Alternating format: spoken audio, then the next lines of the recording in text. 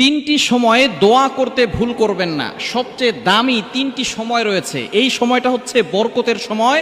এই সময়ে আল্লাহ পাক রব্বুল আলামিন দোয়াগুলো কবুল করে থাকেন। আমরা এই সময় হেলায় খেলায় অনেকেই ঘুমিয়ে ঘুমিয়ে সময় নষ্ট করে ফেলি।